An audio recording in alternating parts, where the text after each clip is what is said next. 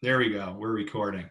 Welcome to the third installment of the US Speed Skating ADM speaker series, where we're kind of taking a little bit of time to go through our new development model and the different aspects of it. So the first one we did, we had Brett Klicka from SpiderFit Kids with physical literacy. That's available on our YouTube channel. It will soon be available on our website. And last week we had myself, who went through our ADM to kind of talk about like the highlights of it and how you can start using it in your own club.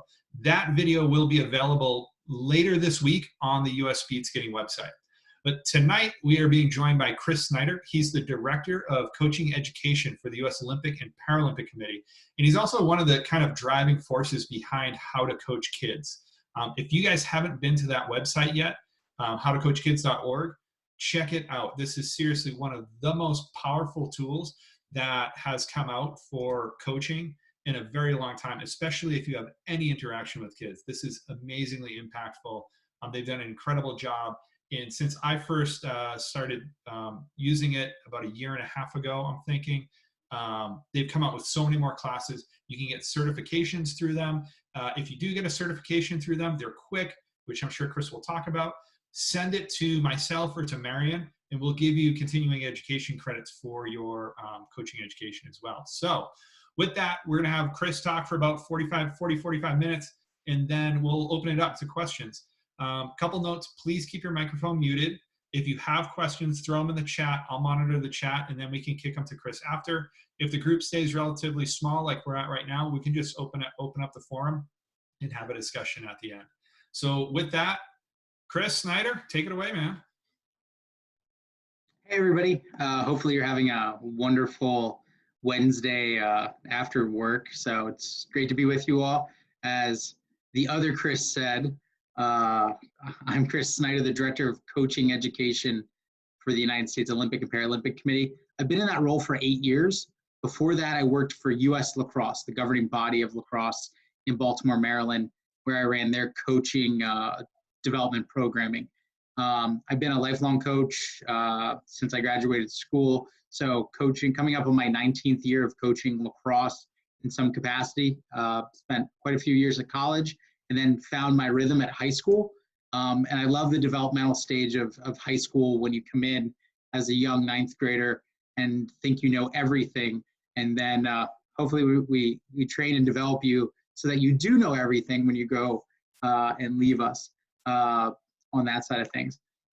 I originally started my career in the suit and tie business where you go in for a bunch of consultants, they tell people who to hire and fire, and then they sell your company on how to train new people. And they have schlubs like me come in with a bunch of documentation software and the ability to write a bunch of things and try to tell you how to do your job. That was not very fun at all. I really enjoyed coaching, much better than that. But it did give me a real good basis of how to train adults. And then when I started coaching and loving that, I had to figure out really how do you connect with kids? And they are two different things. What's ironic is in the, not just the coaching world, but the education world, you find a lot of teachers or coaches confuse the two. We treat kids like adults in situations if we're really technically, tactically advanced and been further in our careers.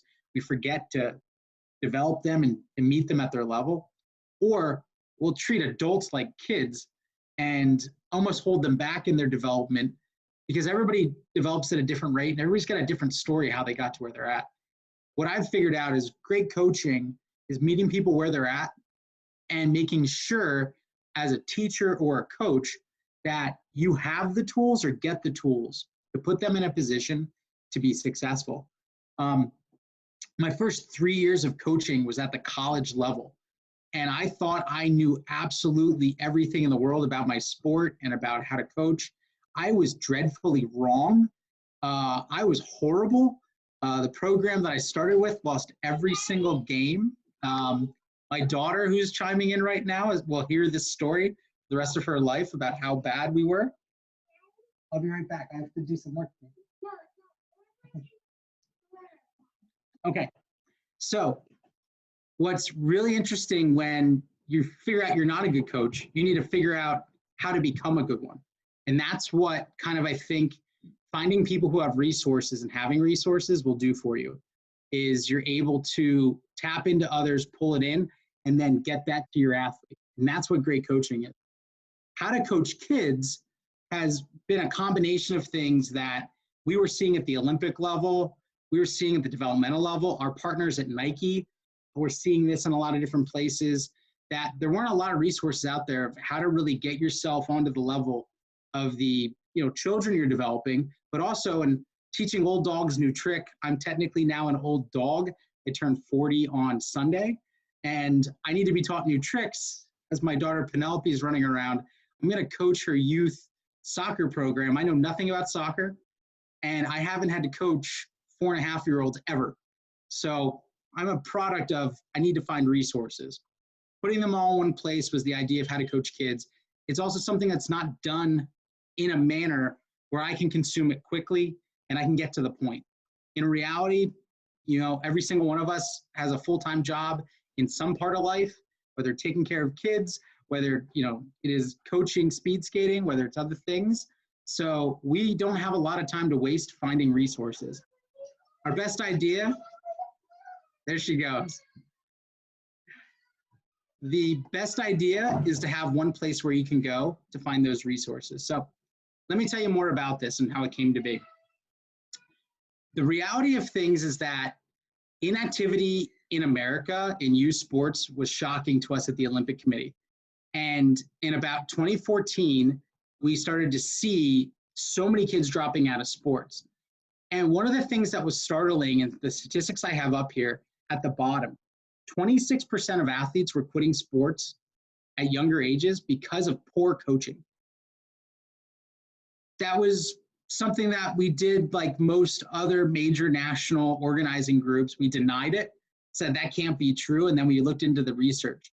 And we found the researchers that did that work. We found the researchers that were looking at the dropout rates, and numbers were higher than the percentages that this report showed us.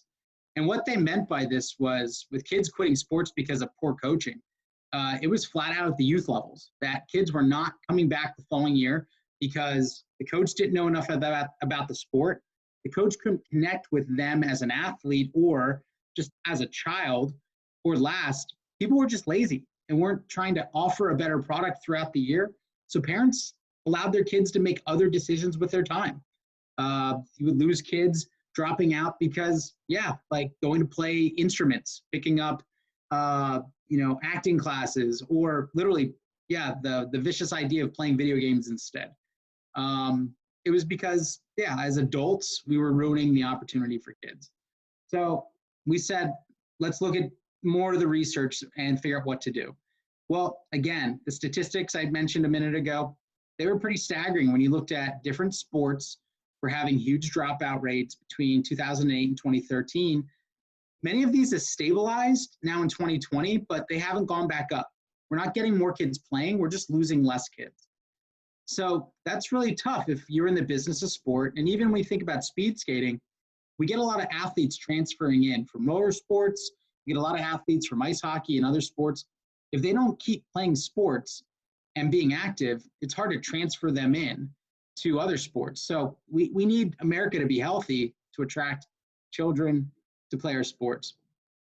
So this is when we said we needed to do something. The thing that we did is, as Chris has been educating you on the American development model for speed skating, we started the original ADM with an idea of saying, how do we get kids active? How do we do this from a coach-centric point of view? How do we go after all of us as coaches to offer a better opportunity so kids stay in the game and not quit? Retention was the goal of putting out a 5-stage model that said, hey, coaches and administrators, meet the kids where they're at. Under the age of 12, just let them discover, learn, and play. Let them be a part of the sport and have fun. Then when it's more appropriate for your sport, it could start earlier than 12. It could start at 8, it could start at 10. It doesn't matter. Move them to another stage, teach them how to develop, and then challenge them so they stay in it. Eventually, you'll need to teach them to train and how to compete, because somewhere they're going to have to want to go to competitions, and you're going to have to prepare them for that, or else it'll be a horrible experience. And then you get to stage 4 where you're either going to dedicate yourself to want to do this as a profession or keep participating as long as you possibly can at an elite level, or use it as recreation. Some of those kids might be in your varsity sports. They're going to participate and succeed, but they have no intentions of going to college to play this game, and that's fine. They'll be at one of these two sides of the game at stage 4, and then our last stage was we'd like them to thrive and mentor others. Come back and coach, come back and officiate, be a judge in some capacity. I mean, find a way to stay active as an administrator. We founded this model to start the conversation across all 50 of the Olympic sports and the 20 high-performance organizations that run Paralympics. And now we've been pushing, and over half of the national governing bodies have an ADM program. What's interesting is when you look at the first stage and the second stage of discover, learn, and play, and develop and challenge, just what those words mean. We added in there years of experience. These are when kids first come into play. So if they are 15 years old, decide to try speed skating, you should think of them as starting at that first stage, discover, learn, and play. Now, it won't take them the entire year to discover, learn, and play. They'll be ready probably, if they're 15, they start to learn, that's maybe their first month, maybe month and a half, and then they're ready to challenge them and develop them.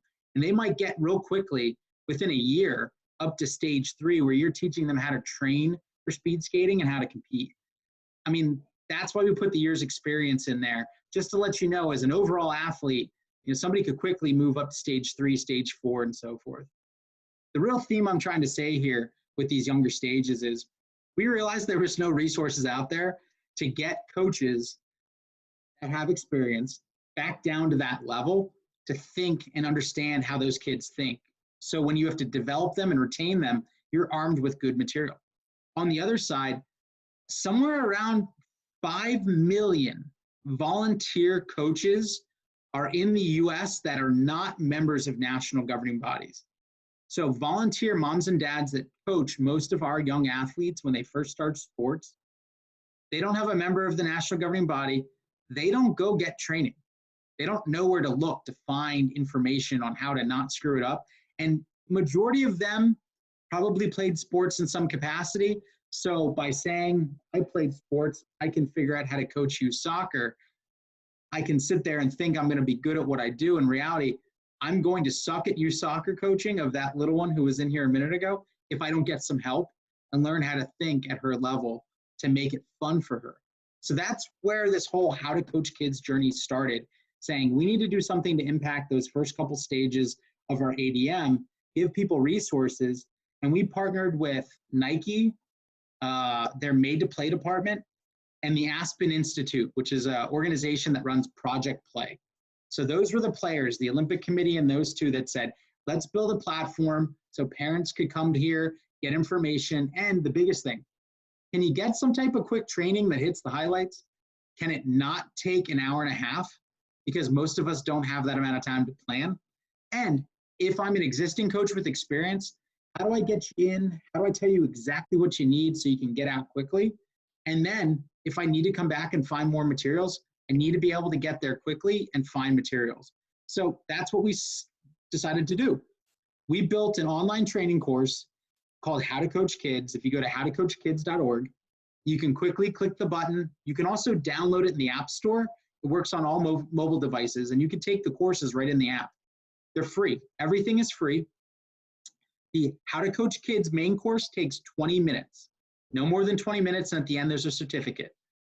The topics you'll see generally about coaching kids, practice planning, keeping them safe, making it fun, how to teach kids, and some highlights on when do you use the IDEA method, which is introduce, demonstrate, explain, attend. When should you use whole part, whole concepts as a coach? Big picture, break it into parts, big picture. And then we talk more about games-based methodology. How do I teach you by getting you to do activities and games, having fun, while I'm yelling instruction to get you to do the technical, tactical things we're going to go ahead and do when we start to compete later in practice or prepare you for other things. So we push on things that matter as coaches. We left out a lot of the fluff and got to the points. Engaging with parents is a big thing, because if you don't engage with parents at the young levels, you are not going to be able to engage with their kids. And we mentioned that in a lot of the research that we have that's inside the materials. that, especially for kids ages 2 to 6, when you first start them in sports, it's better to involve mom and dad. Find ways to make references or get them, if they're watching, get them to come out and help, because the kids are constantly staring at the parents to make sure this is okay to do and safe, and they want their attention. Be smart.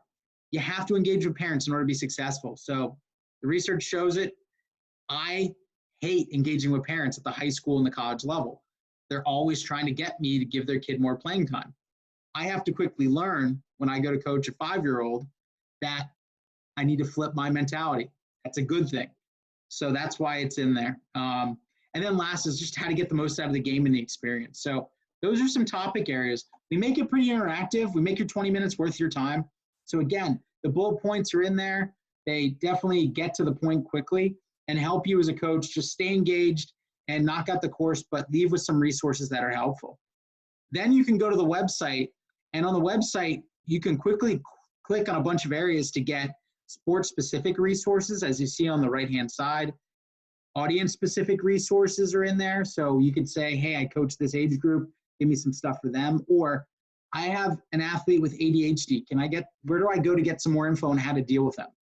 And you can click there, search it by topic, or we even have a special section we just built called Coaching Girls. We've identified that youth females actually get put in a bad spotlight by a lot of their coaches because, I'll be honest, most men are still coaching majority of sports, even female sports. My sport, lacrosse, more men coach women's lacrosse than women coach that sport. It's a big thing that all of our sports would love to change and would love to increase the number of females that are coaching, role models, and leading our female sports.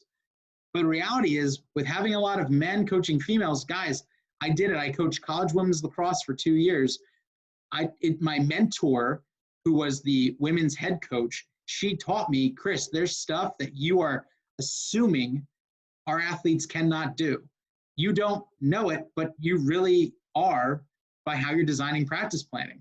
Like, you need to understand a little bit more about their capabilities and, open your eyes to things. She was absolutely right. It definitely was not an equality conversation. It was, you need to understand the research about female athletes. She was dead right. The biases that follow that are inside this programming to help us, not only as men, but even as females. My wife is a coach. She coaches field hockey, has coached at the college levels and the high school levels. And she says at times she catches herself not understanding the full capacity of what our athletes could do at certain age groups. So that's was important to put resources to. So the website, howtocoachkids.org, has lots of great stuff. Trainings in age groups that are 7 to 8 minutes long. How to coach 2 to 6, 7 to 11, and 12 to 14. And then how to coach females is a course we've added. Those go along with the main course that's 20 minutes. In the future, we're going to add a course that's probably about 15 to 20 minutes on coaching athletes with disabilities or abilities. And then also trauma, how to coach athletes that have been through a traumatic experience. Believe it or not, the research shows if you do a couple things and you're aware to how to adjust situations that they may be uncomfortable with, you can be a role model, a transformational leader for them, and get them in the game and be, we'll say, conscious to what they're going through so they can relate with you and you can adjust practice. All those things in a short amount of time. And let me be honest, it's not going to make you an expert. We know if you really want to educate yourself and move to being an application expert, that's really on you. What we tried to do was get the stuff that is fluff out of there, get what matters in there, and pointedly give you the resources that you could arm yourself to go to bat with so you could make tomorrow's practice successful. If you want to go ahead and be an expert in the space, well, that's what most of us are doing just by logging in and watching this evening or watching it later when it's recorded. You're the people that are investing in yourselves and are going to make your athletes better because of that. So a little bit about the site. As I mentioned, it's also on the web, on your phones and your mobile devices. So you can get everything right there at your fingertips. When you're out at the Oval, you're on ice, you could pull up resources and email them to the athlete or even their parents. So the system's pretty good, but I don't want to spend all my time giving you a sales pitch on it. I want to talk about what's inside of it that matters and maybe give you my perspective. I spent the last 8 years where we developed the high performance coaching development for national team program coaches. So my department will put out, a 2-year program where national team coaches from speed skating, ski and snowboard, track and field, swimming, diving might all be in a group of 12 to 15. And for 2 years, they go through top level education. We have programming where we'll select 30 coaches across different sports that used to fly into Colorado Springs and get a 3-day drink from a fire hose education on modern day coaching. Our department does high performance coach development. Then we also help pipeline programming that governing bodies are running, much like US speed skating, and give them advice on where they could go. And then we also run the ADM programming because that pipeline we feel needs to be athlete centric and coach driven. So it comes out of the coaching department. So let me tell you some things that I've learned over working with the best coaches at all levels over the past 8 years. And it's inside this training. And the big topics that we focused on and how to coach kids that any coach can grow with is if you're coaching kids, especially, that are 14 and below, look, the first thing we harp on is kids love to play. The problem with being an adult is we talk too much and we keep them from playing and we keep them from doing, thinking that we are teaching. You haven't taught until they've learned. They will learn by getting out there and doing that. And those words were from John Wooden, legendary coach at UCLA basketball. So you haven't taught till they've learned. You've got to get them out playing and doing. So that was the first thing we harp on is let them play, let them do, talk less. Planning is key. If you have a solid plan and you understand what you need to teach them as well as how to communicate with them, you'll be more successful. So plan it out to equal success with young kids. Safety is the number one thing to mom and dad, and kids are being held back cautiously because of their parents.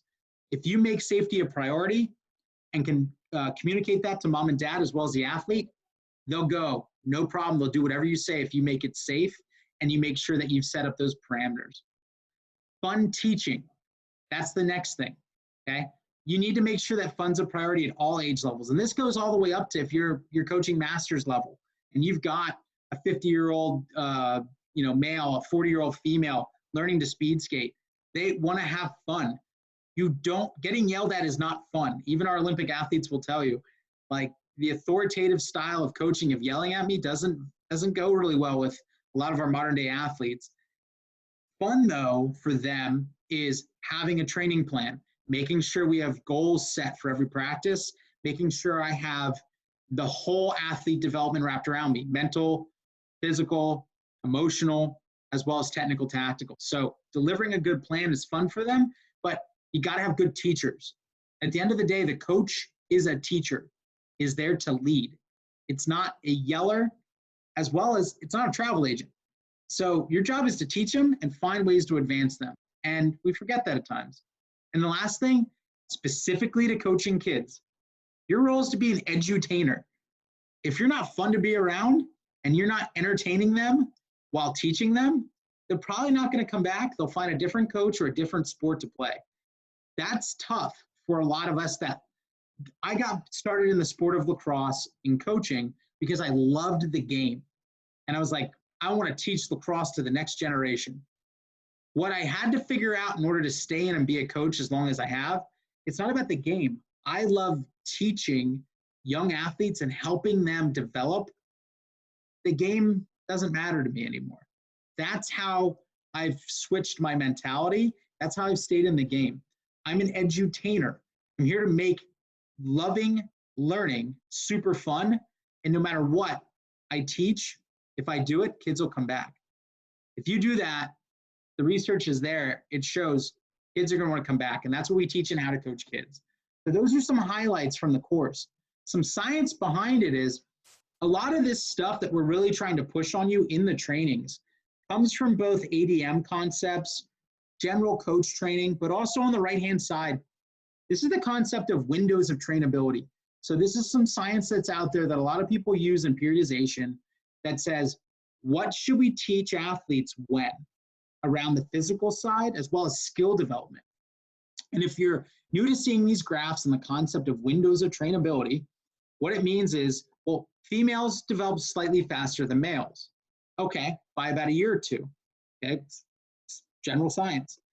Here's the thing, suppleness, which is, we basically say it's agility, balance, coordination, and flexibility. So suppleness, you need to start teaching our females somewhere around 5 to 6 years old, get them thinking about agility, balance, coordination, the ABCs, right?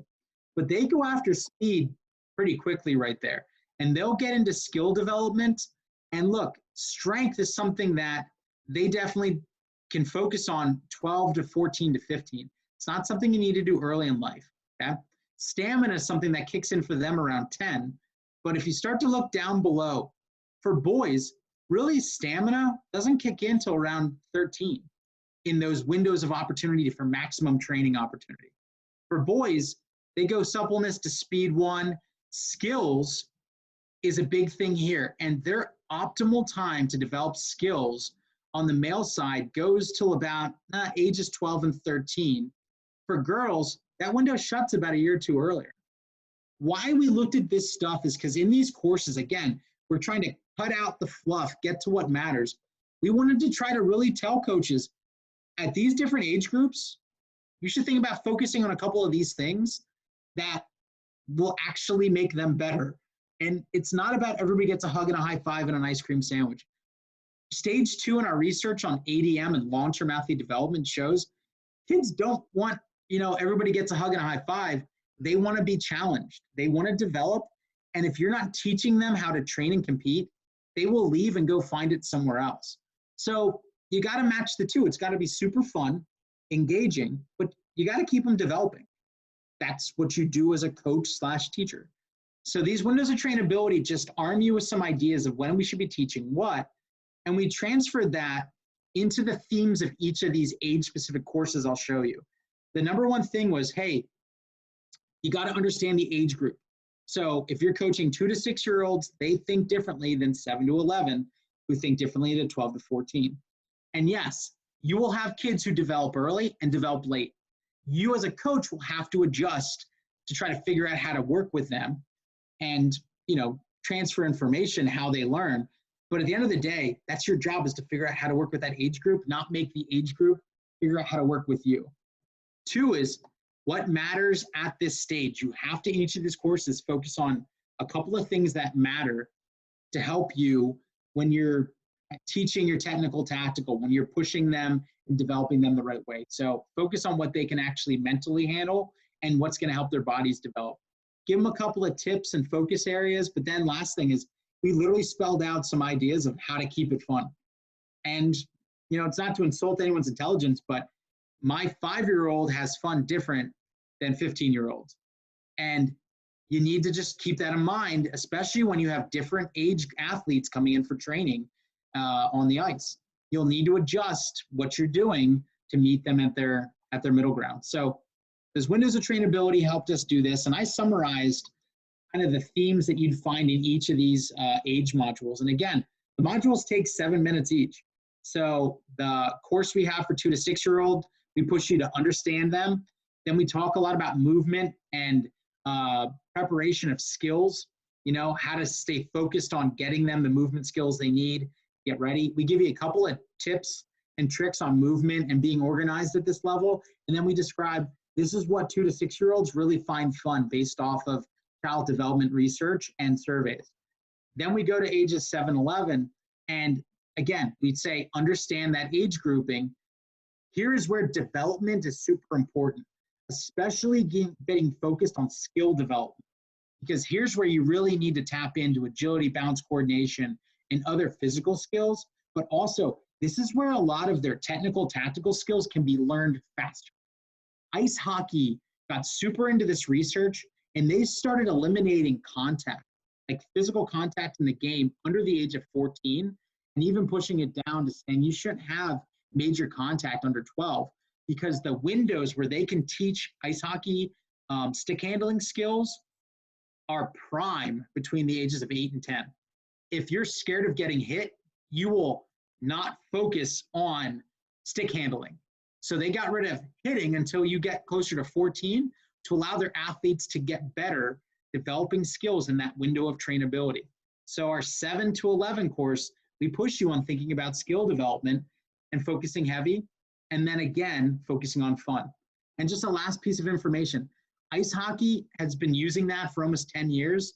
They just had the most Americans ever drafted in the first round and in the overall NHL draft in last year's draft. They took their ADM program and used it to redesign how they build elite success while having kids have fun and more time on task. So, you know, paying attention to some of this research, they're showing us it can pay off if you really dedicate to it. And last, 12 to 14-year-olds, okay? Again, you got to understand them, but planning is super important, and then training. So starting to add speed, strength, and other key physical development factors here is where you're going to get your biggest bang for the buck. So we remind you, look, you need to add these things in and start to be super serious about it, but make sure you're qualified to teach those things. Make sure that you prep them, that they can handle that kind of a load. And here's where you start to take that training a little more serious. And again, fun, we don't tell you what fun is for 12 to 14-year-olds. This is where we start to remind you that they need to have fun, because it's so easy to treat athletes at this age level like adults. So we give you a little bit of that. So inside those courses, that's where we try to match this information with the windows of trainability and that information. And I'll be honest with you, we don't talk about the windows of trainability in the courses. Why? A volunteer mom and dad are going to go gray in the face and blank out when the moment I say windows of trainability. I tried this with my sister, who has a PhD in child development. I tried to explain it. She's like, Chris, I don't care. Like, I really just don't care. And it's a reality. You know, people who don't nerd out like all of us to be on a webinar on a Wednesday night, you know, aren't so interested in that information. It's our job as experts to bake it in a way they'll listen to it. So just want to let you know where a lot of this stuff comes from is very purposeful. Now, I wanted to give you the factors that I think we really mess up and that we need to focus on as coaches moving forward from all of this how to coach kids research that I've been able to see and all this ADM information. So here's my 3 things. I'll touch on them real quickly, and then we'll move on to some Q&A here at the end. But the 3 things I can tell you that I've taken away from being part of this is, 1, if I'm going to be a great coach, I need to understand the age group. And when I have a lot of different skill levels as well as age levels coming to play, I got to quickly snap back into how do I connect with that kid? So pulling this information is important. 2 is I have to really focus. If I have females, I need to focus on what matters to them and how to make a great environment. A lot of researchers that are super, high up in research about male-female differences in developmental got mad at us when we built a coaching girls course, because their point is you treat girls no different than boys. An argument was like, we agree with you.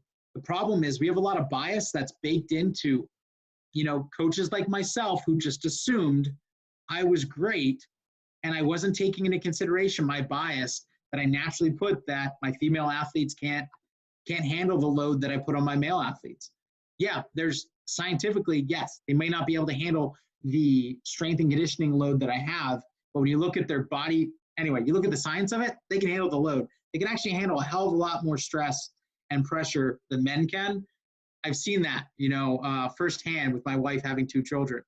Like, they're superior in a lot of areas. My bias needs to be checked. That course matters and is going to help. And then the last thing is, what is fun? We forget what fun is at different age groups. And as coaches, we basically try to just assume what we're teaching and what we're letting them play is fun. Well, that assumption is going to get those kids to not come back. Purposeful practice is going to get those kids to come back. So let me share you a tiny bit with those. In these age groupings, understanding the athlete, here's some stuff just to wet the whistle. And these resources are inside the courses.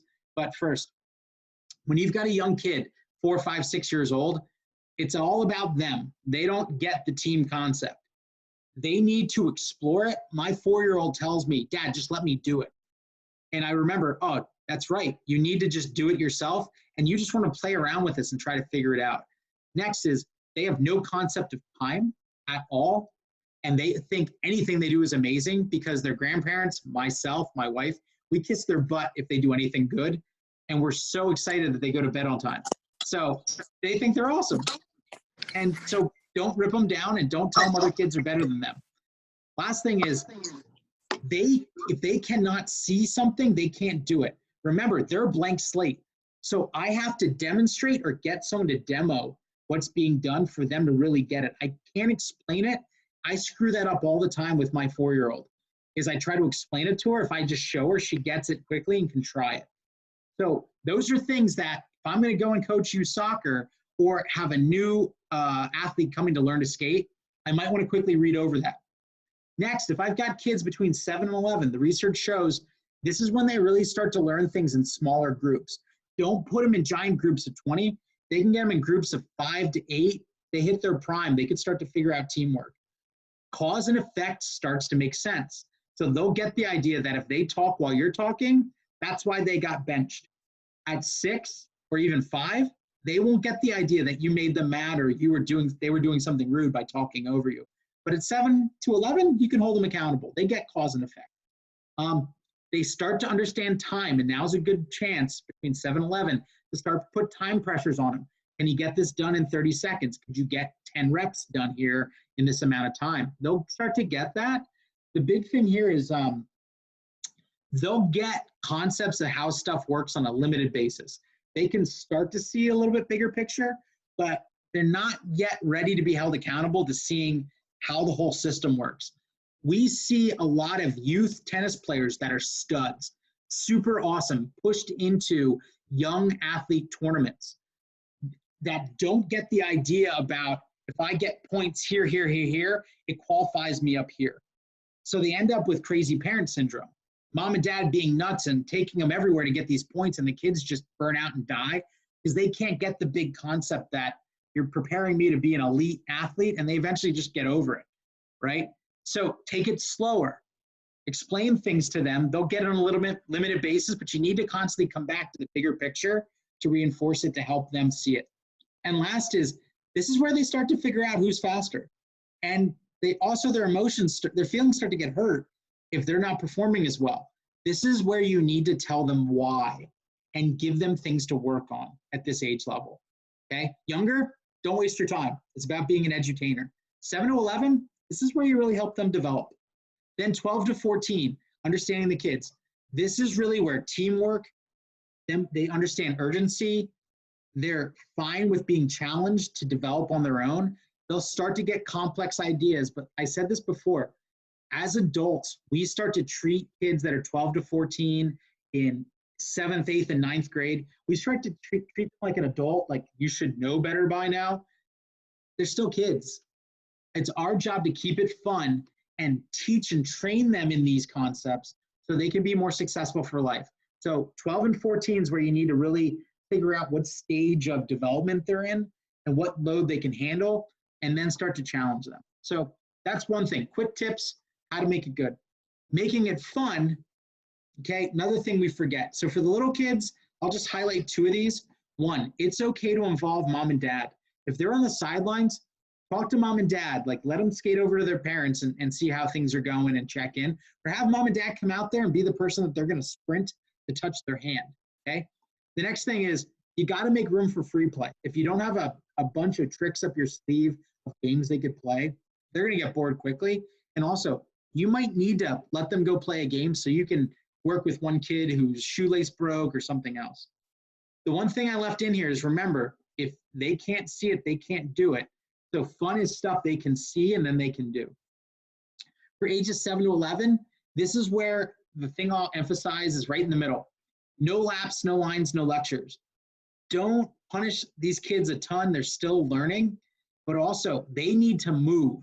And this is where they get super active and they need to develop those skills to help them be successful for life, physically, mentally, emotionally. So don't lecture a ton, get them doing. And the third thing that's there is you need to really celebrate what they do. They're starting to figure out who's better than who. Find ways to celebrate every kid. Remember, again, they figured out they figure out who measures up to their peers. They know who's getting better and who's not. So find ways to encourage them to stay in the game. And then the last one there of making it fun. This is where I said, let's challenge us as adults to figure out why to make it fun and figure out what'll be fun, because there's so many benefits to these kids being active and staying in sports. It's going to reduce their social inhibitions. It's going to make them more outgoing with other kids, which you need to be successful in life. So by doing sports and having fun, they're going to be able to be more comfortable. Two, it reduces stress in these kids. They're at that age where, again, we're expecting them to be adults. Dude, it's super stressful. Intrinsic motivation goes up. By them having fun and playing sports, they're going to want to be more outgoing, and they're going to motivate themselves to accomplish things. And last, like, really, sports, it teaches them, it gives them a relaxed alertness. So they're able to handle more pressure and more situations. Remember, this is when they can really start to put together complex ideas. Stresses are bigger. So keeping them involved in sports, having fun, and coming back every day is going to make them better people for life, especially at this age. So take that a little more serious. The last thing is just coaching girls. Like what opened my eyes huge was this. These are the three things, what matters to girls. They did a huge national survey at Nike. They did a lot of digging with groups like We Coach and Up to Us. And they asked a lot of female athletes under the age of 14, what matters? Well, the number one thing was, yes, making friends and being social. 2, feeling a part of a team. But 3, being active. Okay, winning and being competitive was number 8. And other things were much farther down the line. But females can be at this younger level more socially oriented. They want to feel accepted.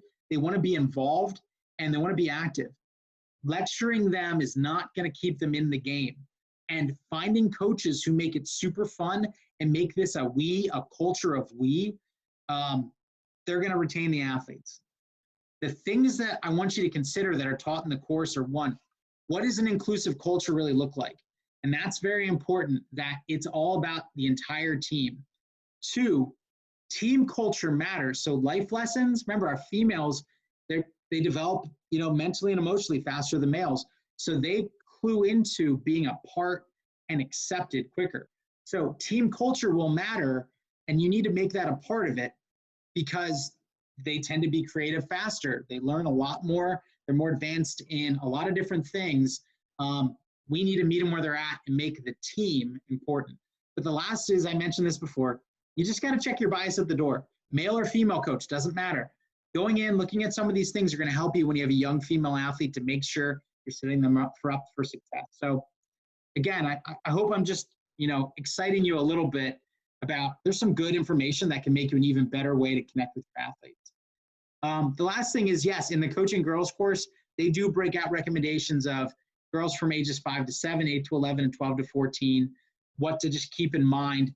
The thing that's, 12 to 14-year-olds, when they hit a lot of their pubescent stage and they're starting to go through a lot of changes, and you need to be aware of that. So, if a girl has an off day or her energy levels are changing, that you're aware of that and you can support them through it, versus saying, you sucked, I'll cut you, or she's dogging it. Well, you got to understand the athlete.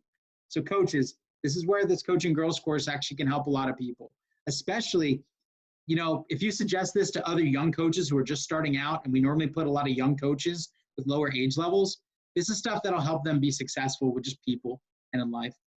So at the end of the day, some stuff that I figured out that matters, in ADM and sport as a whole, retention matters and growth matters. These dropout numbers aren't going to help anyone in sport. But again, like I said, our jobs as coaches is to be teachers and to edutain people. Something personally, and sorry to overwhelm you with Sesame Street images here. Obviously, having a young kid has challenged me to get to know them if I'm going to help coach them. So having a good coaching routine, this is what I've taken with in every single one of these suggestions.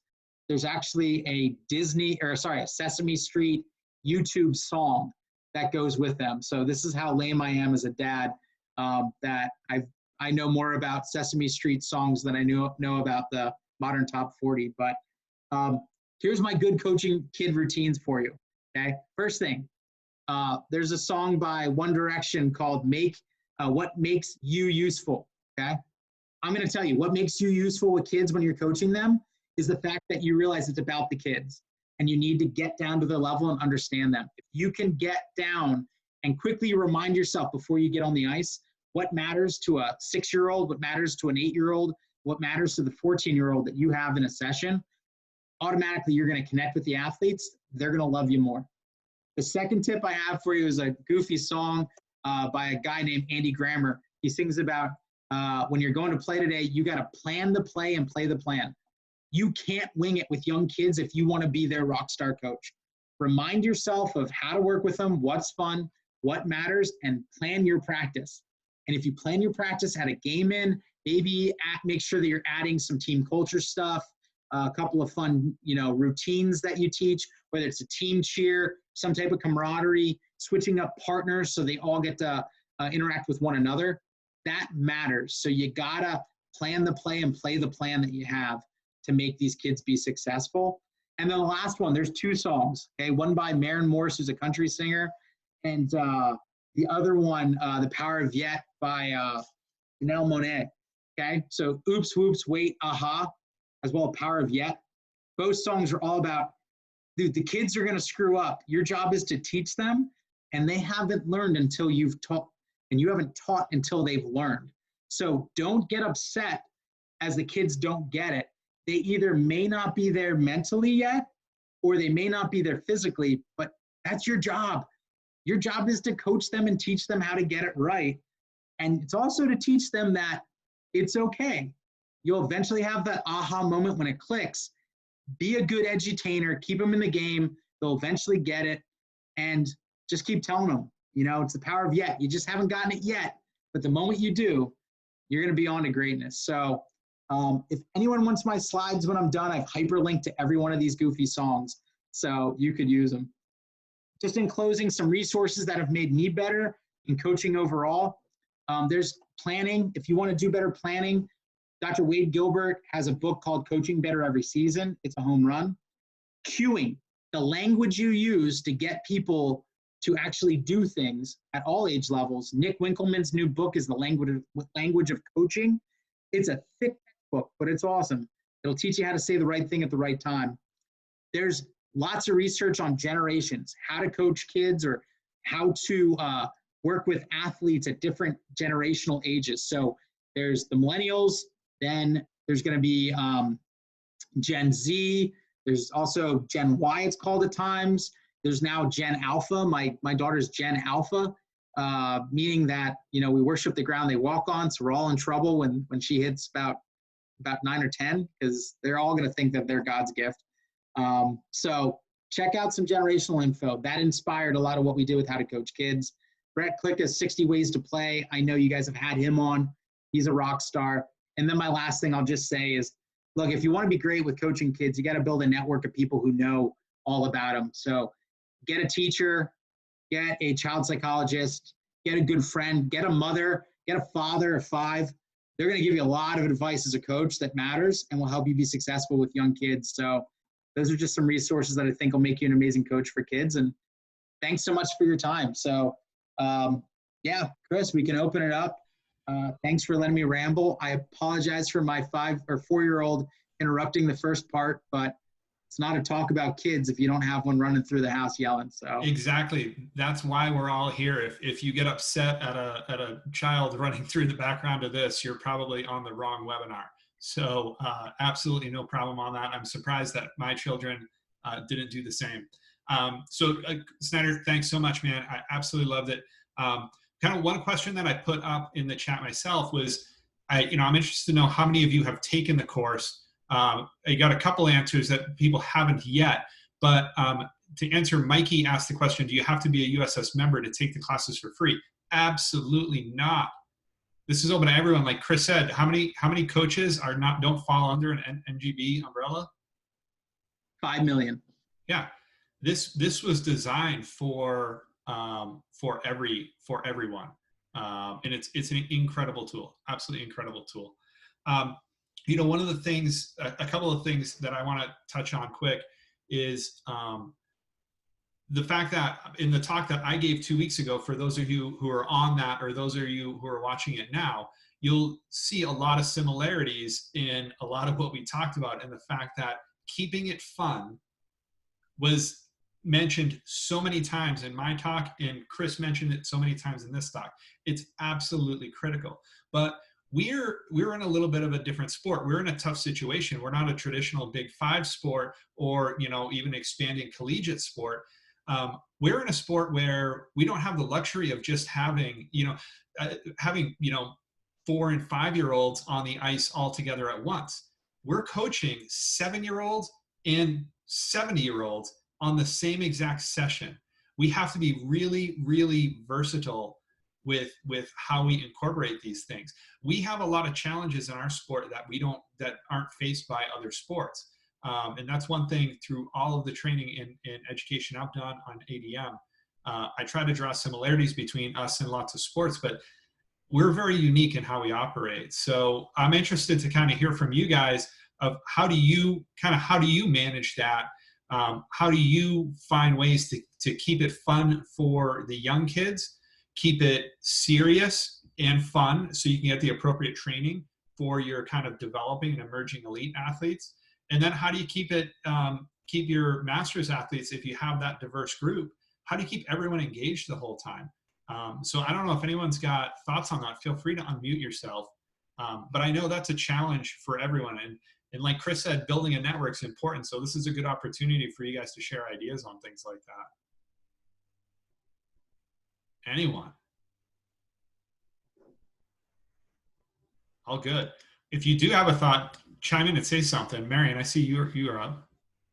I have a question in regards to, the current situation. If kids return back to play, obviously if the smaller they are, the less they understand the concept of social distancing and not touching each other. How do you best deal with that?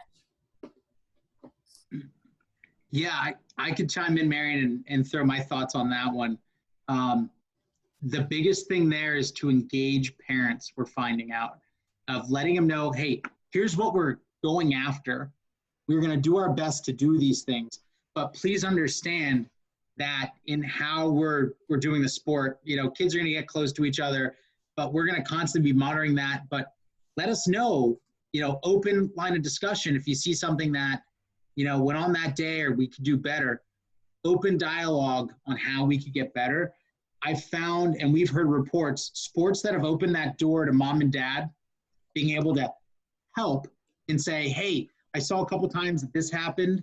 Like, oh, thanks for bringing that to our attention. We'll work to make sure that we can improve next time. By making sure it's a partnership, the expectation of being perfect in a pandemic no one has ever faced before in anyone's current lifetime, becomes a partnership.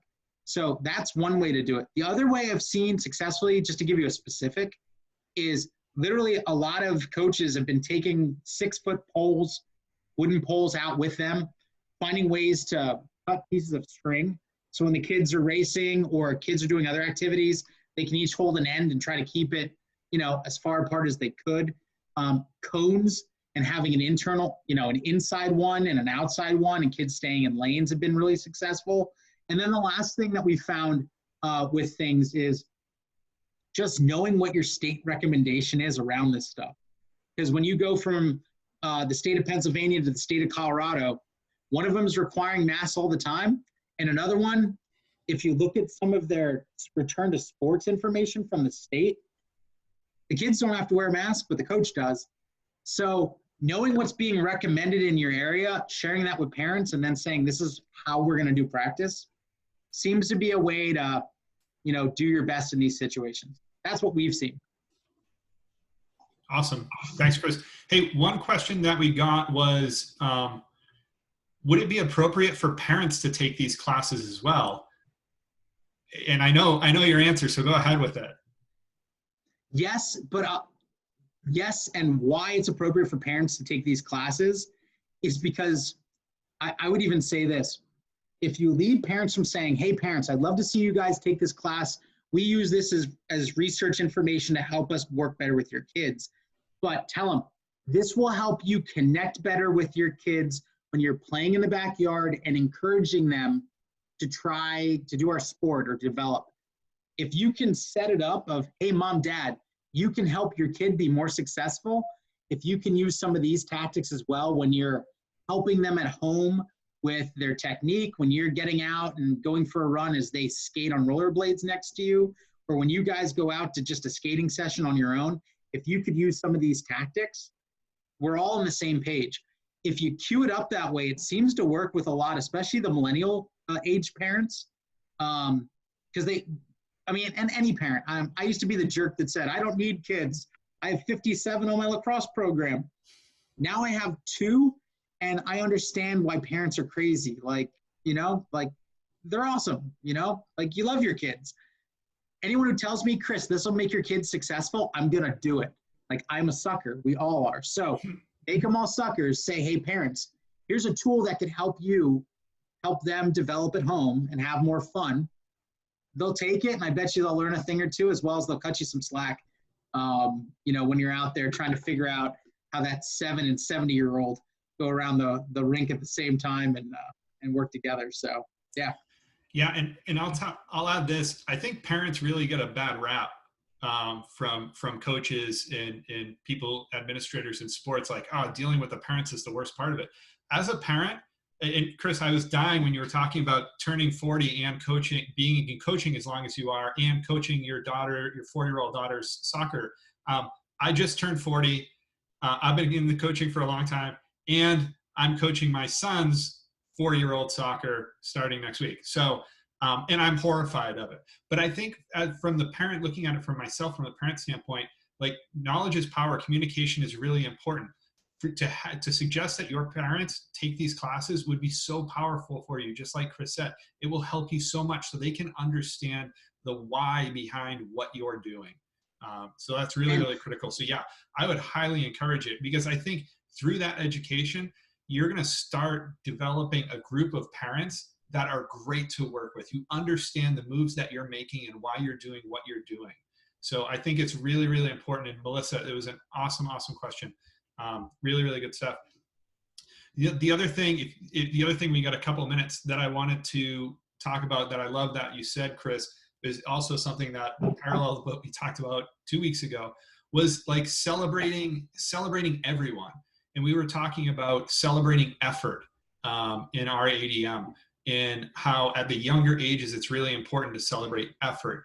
We're in a sport where kids naturally understand who's faster than the next. This isn't a sport like soccer or hockey where they can just score a bunch of goals throughout the game. And at the end of the day, the kids really can't count all that much, and they certainly can't keep track of score over time when they're really young. And so it's just like, hey, what was the score of the game? I don't know. It must have been a tie. Like, who knows? But with us, we can't do that. We can't hide the fact that so-and-so finished in front of your, 8-year-old. But what we can do as coaches is find ways to celebrate the effort that they're putting forward, because that sets them up in the future to have that growth mindset that we want them to have, and to have that intrinsic motivation that we want them to have. So that's something that's really important. And I love that you mentioned that. Yeah, Chris, and the one quick story I'll tell you, because I know we're about to wrap up. So we had a figure skating coach who coaches a couple of Olympians. She coaches, she'll have the 6-year-old phenom in with the 12-year-old, in with 2 16-year-old up and coming studs, right? All in the same kind of group lesson. She'll make them do races against each other on the ice.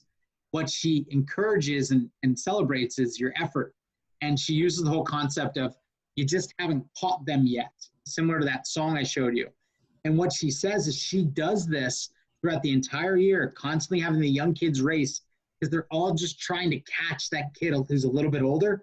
But what happens is the younger kids get faster because they're celebrated on effort. The older kids, when they dog it that one time and get caught by someone younger than them, now get motivated to have it never happen again. And now everybody's effort levels go up. They all get better. They all get faster. But it builds really good camaraderie. So again, if you're celebrating effort and just constantly reinforcing with, you haven't got it just yet, the younger kids get super excited. And the older kids, they start to buy in, and it becomes a fun team thing if don't get caught by the younger ones. So again, it starts to become fun because they didn't make it about who won and celebrating winning. They celebrated effort, and on occasion, a little bit of shaming of the older kids for not trying and getting caught by someone half their age. So, it'll teach humility. Awesome. Doing that in figure skating, it's going to help in speed skating. And yeah, if you keep doing that, you guys will go forth and be brilliant. So awesome. And I love that, closing with that, the power of yet. I think that's really important for a lot of kids. It's something a lot of the coaches here can take away. So with that, we're right at the mark. So we won't take any more of your guys' time. Thank you so much. Chris's information is on here. You should all have my information and Marianne's information. If you guys have any questions, please reach out to us. I will get the slides out to you guys as well so that you can look through the slides. And this recording will be available on US Speed Skating's development page probably in 2 weeks. We'll put this one up. Keep an eye out for the ones that are coming up right now. We've got the physical literacy one that's available. As he mentioned earlier, the 60 ways to play. You all have access to that for free. You can pull it down off of our website. As well as there's a video that kind of walks you through how to utilize 60 ways to play that we put together. Next thing is the next one we're going to be doing is August 19th is the next one of these that we'll be doing. And that one we're going to be talking about utilizing the Learn to Skate USA program. And I know we've had a bit of a struggle with it. We haven't been a good fit necessarily with it, but we've come up with some pretty creative ideas, and we've had some people who have been utilizing it extremely successfully. So we're going to share that a little bit and talk about what does your Learn to Skate look like? What could it look like? Because it's really one of the main tools that we have in recruiting people to our sport. So keep an eye out for that. That should be in next week's member news. We'll have the details for that. And if you're on the coaching list, if you're one of our certified coaches, you'll get an email directly about it as well. So with that, thank you everyone so much for joining us tonight. I really, really appreciate you taking some time out of your day to go over this really, really, really powerful tool. If you haven't been to howtocoachkids.org yet, do it. It is incredible. They've done such a good job with it. And it will definitely improve your game as a coach. And I know you guys will all deliver higher quality products after looking at it. So thank you guys all so much, and we'll see you in 2 weeks.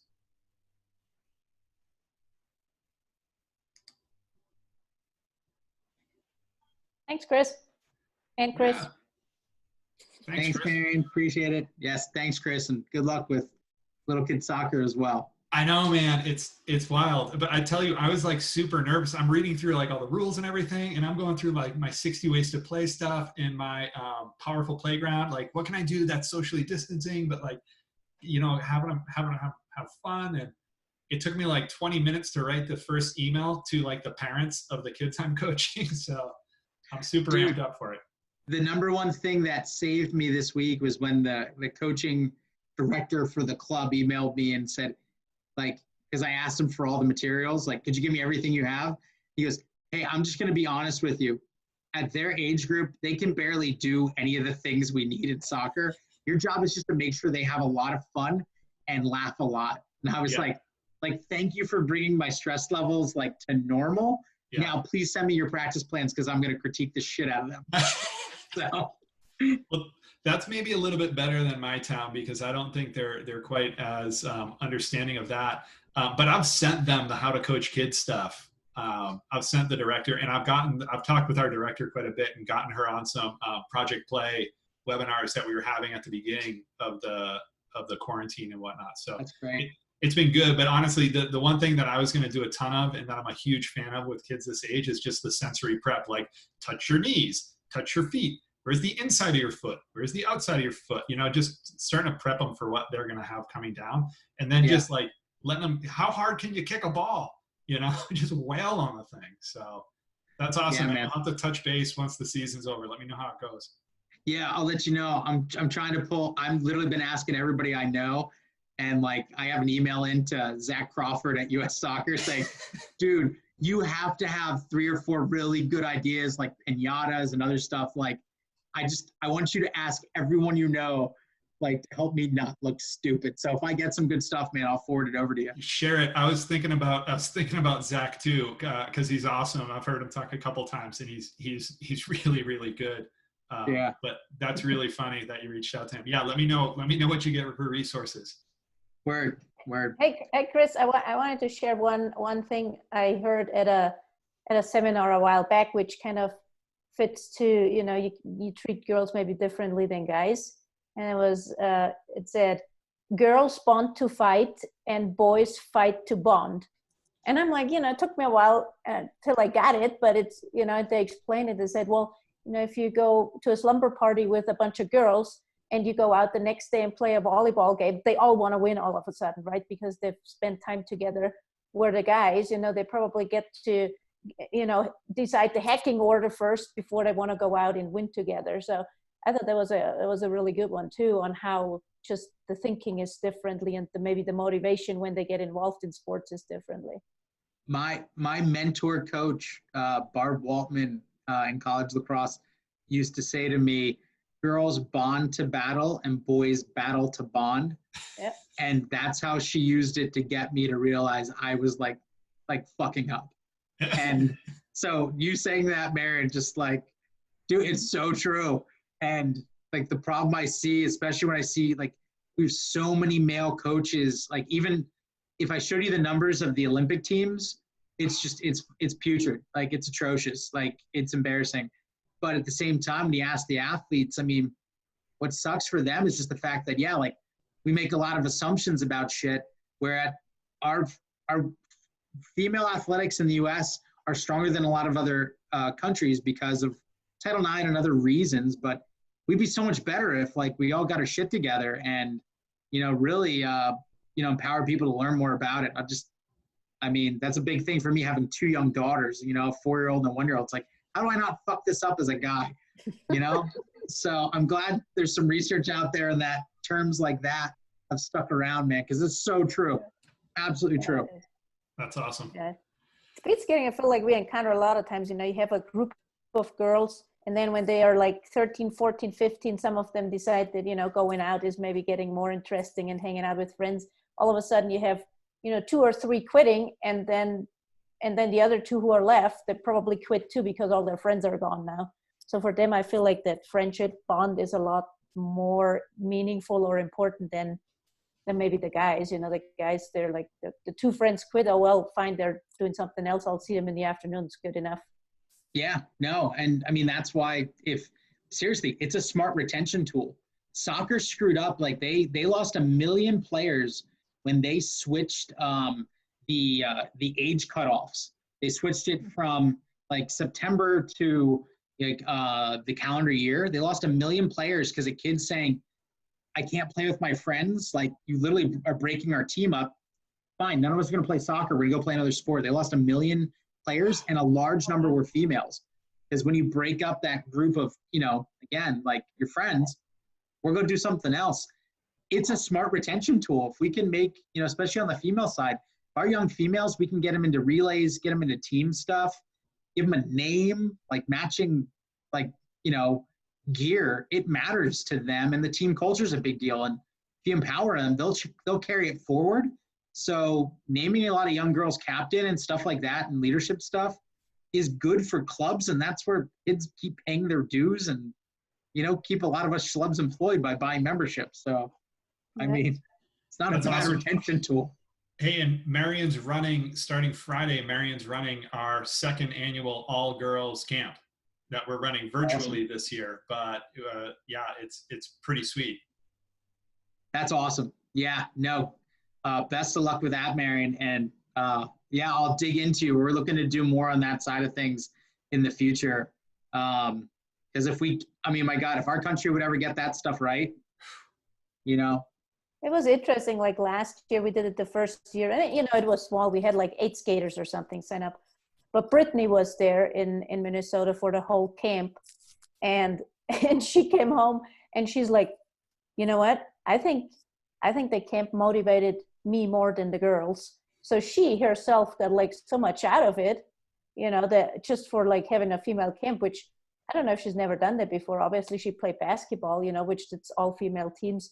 But yeah, she was pretty amazed on how powerful it was on her to be able to inspire young people and just, maybe have that environment of all females. And I gotta tell you, like on the ice, the training sessions, oh my gosh, like you explained something once, they went out, they did it. We were all like, as coaches, we were looking at each other, we're like, oh my gosh, this was like the smoothest practice we've ever had in our whole life. Wow, that hurts, Marion. You're hurting Chris. It was. I mean, with the guys, you always have some guys fooling around or not doing what you're asking, and the girls just like, boom, done, check. Yep. That's fair. It was nice. Totally fair. All right. Thanks so much, guys. Marion, I'll talk to you later on. Snyder, stay in touch. All right.